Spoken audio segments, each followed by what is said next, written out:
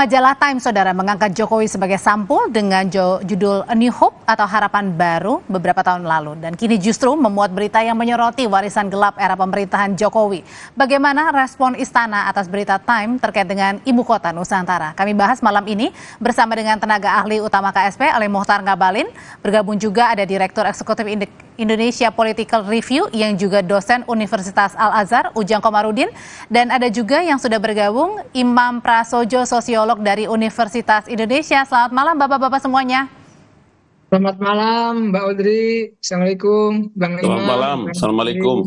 Waalaikumsalam. Ujang, siap. Siap Bang. Saya ke Bang Ngabalin dulu. Bang Ngabalin, jadi ini kan Time sudah menyebut ya akan menjadi era kemunduran demokrasi atau darker legacy karena kepala IKN misalnya salah satunya dipilih presiden bukan melalui proses pilkada. Gimana tanggapannya?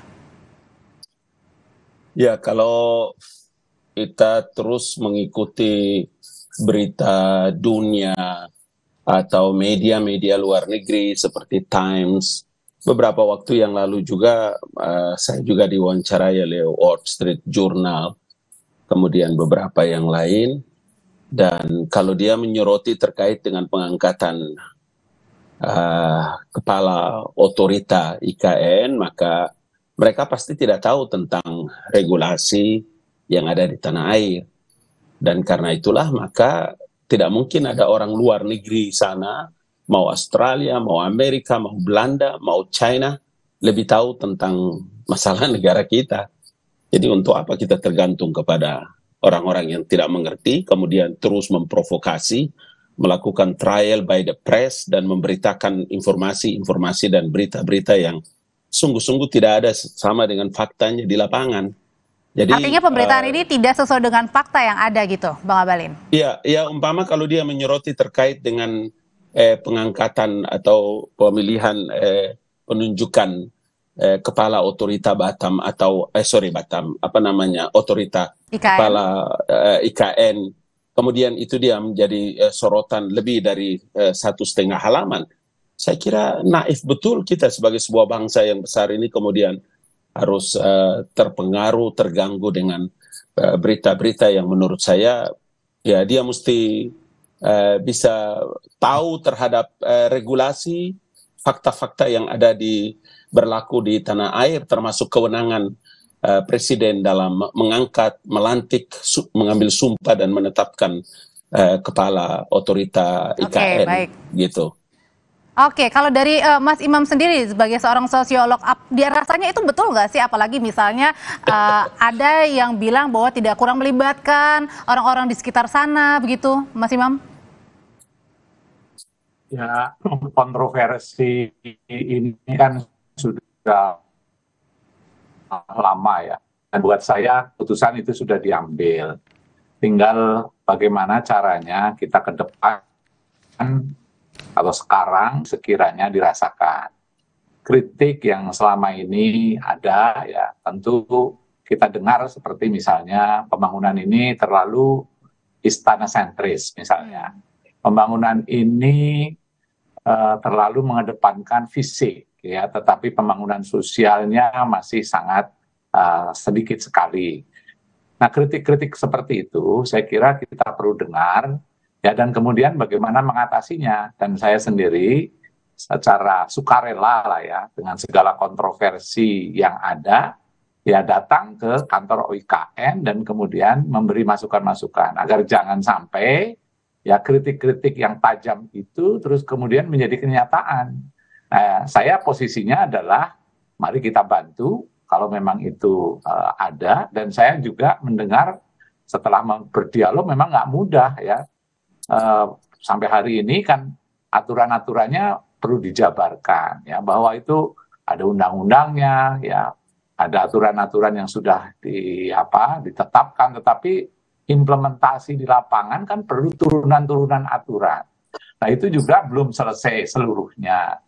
Nah, jadi kalau saya ngambil, mari kita sama-sama jangan sampai program yang menggunakan dana yang besar ini terus menjadi wasted, menjadi tidak efektif. Itu aja posisi saya. Saya kira kita lebih baik seperti itu ya, daripada kita membantah hal-hal yang Artinya menerima kritik ya untuk dijadikan perbaikan ya untuk pembangunan IKN ya. Ya, saya sendiri melihat ya di sana, dan saya udah beberapa kali ya, 4 kali atau 5 kali. Dan saya kira teman-teman di OIKN juga terbuka terhadap kritik. Tapi saya juga melihat tidak mudah memang ya untuk mengimplementasi bahkan pendanaan-pendanaan. Katakanlah ini hari ini kita dapat berita ya yang Pak Jokowi ya juga sudah merambah ke rumah sakit, ya sekolah-sekolah udah mulai dibangun.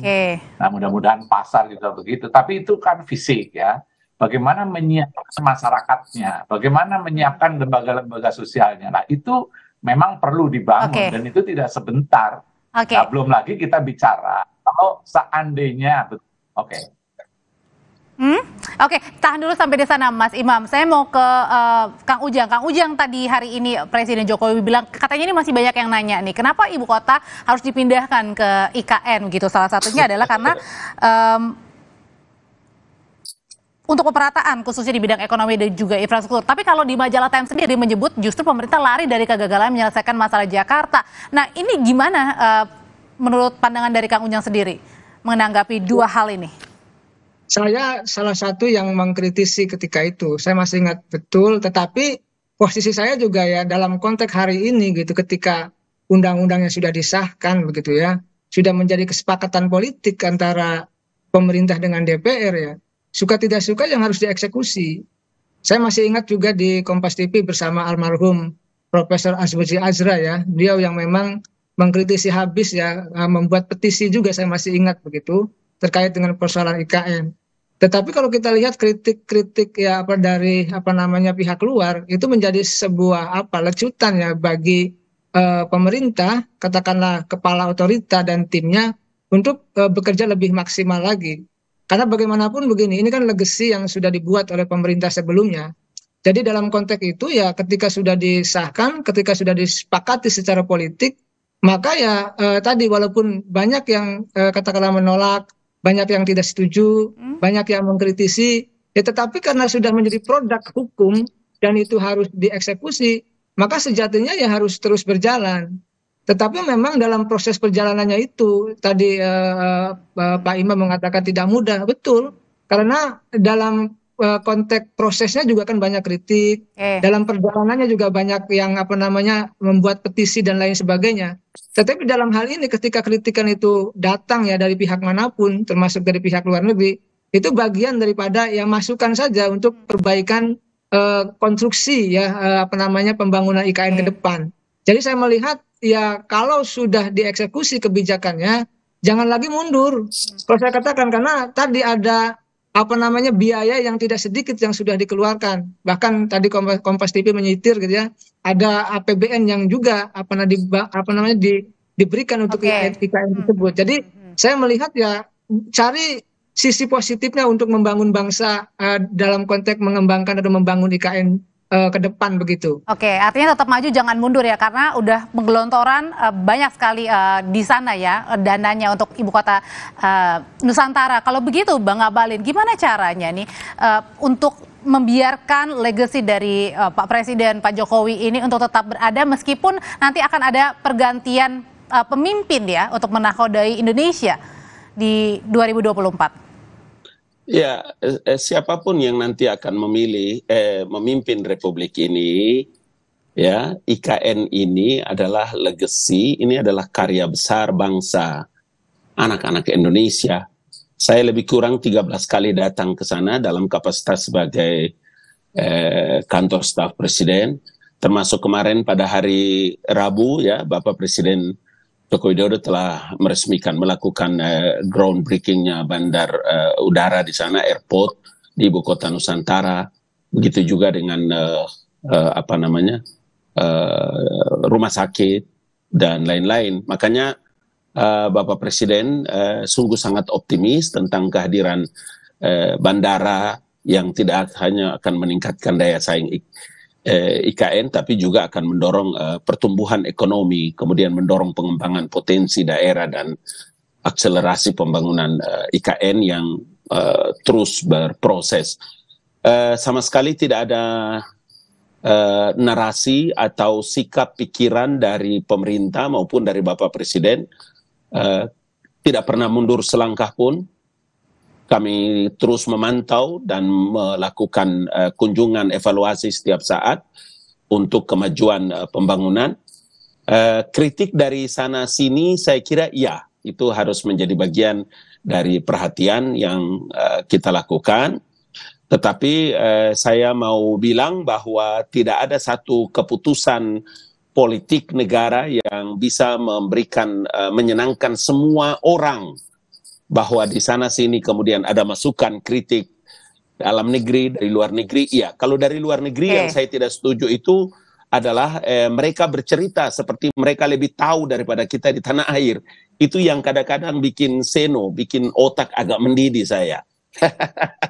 Meskipun kita tetap harus melakukan diseminasi, klarifikasi terhadap beberapa kerja-kerja nyata yang dilakukan. Dan mungkin gini Bang, mungkin banyak yang mempertanyakan juga dengan investasinya yang mengutamakan dari luar misalnya, makanya kan belakangan Pak Jokowi untuk menyetop dulu kan investor dari luar gitu, untuk utamakan di dalam negeri dulu.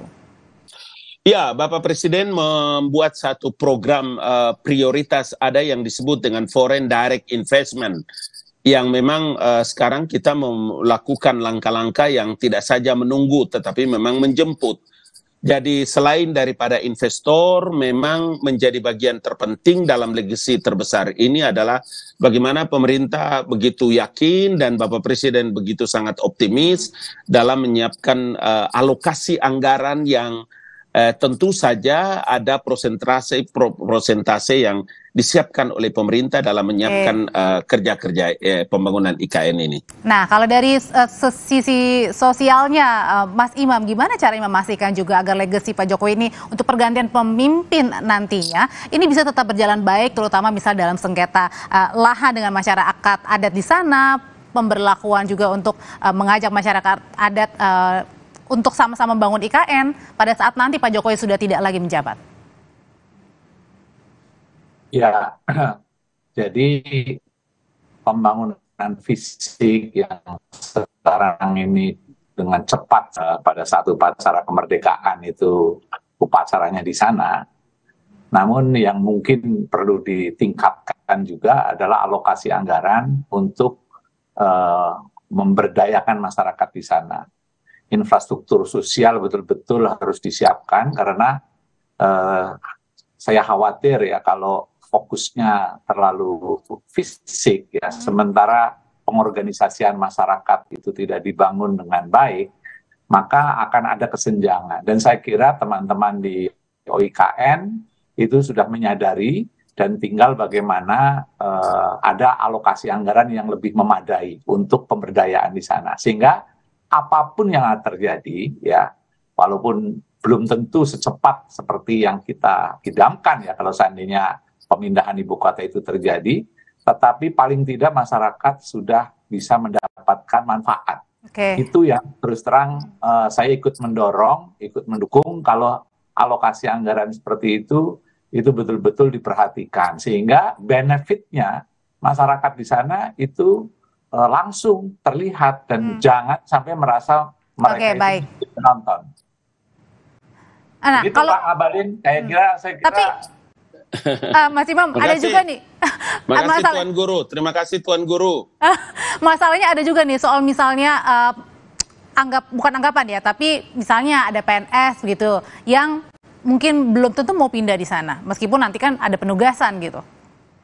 Nah itu justru itu juga kita pikirkan, tidak hanya orang yang nanti akan pindah, itu kan ada disruption, ada potensi-potensi orang yang mengalami tercerabut, ya bagaimana potensi mereka itu menjadi terpisah keluarganya. Nah pada saat yang sama juga bagaimana kantor-kantor atau bahkan dampak-dampak yang lain ya akibat misalnya kantor itu ditinggalkan, itu semua banyak PR ya yang harus difikirkan bersama.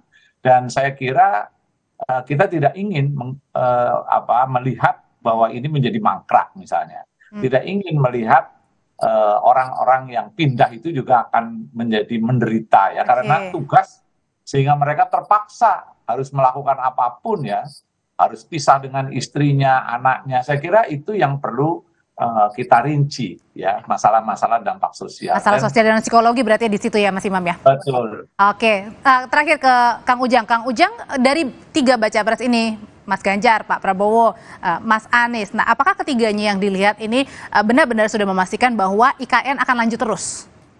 Saya melihat ada 2 pilihan ya. Sebelum katakanlah Gibran menjadi cawapresnya Pak Prabowo, Pak Ganjar itu masih konsisten untuk bisa melanjutkan kebijakan-kebijakan Pak Jokowi. Tetapi ketika visi misi itu muncul ya dari ketiganya ya, saya lihat gitu ya, dari Anies Amin itu tidak ada yang membahas soal IKN walaupun tidak menolak. Lalu Ganjar Mahfud juga tidak menyantumkan IKN juga walaupun tidak menolak. Yang jelas yang pasti mencantumkan adalah Prabowo Gibran. Artinya dalam konteks ini ya yang jelas untuk bisa melanjutkan kepemimpinan atau legacy ya yang dibangun terkait IKN yang dari visi misi itu ya Prabowo Gibran. Jadi memang ada 2 nih hal yang harus diselesaikan juga ke depan agar memang tadi saya sepakat dengan guru saya Pak Imam gitu agar tidak mangkrak bahwa kita punya tugas besar ya. Saya dulu mengkritisi, sampai hari ini juga tetap mengkritisi, tapi dalam konteks ini harus objektif dan konstruktif. Jadi kalau memang nanti itu mangkrak, kalau yang terpilih adalah katakanlah kelompok yang tidak suka dengan pemerintah, kan ini bahaya.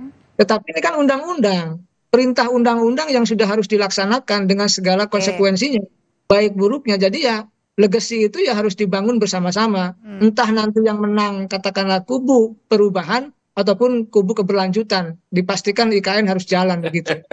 Oke, baik. Terima kasih Kang Ujang, terima kasih Mas Iman, terima kasih Bang Abalin, sehat selalu. Kita ketemu lagi di lain kesempatan. Yo, makasih. Ya, sama-sama.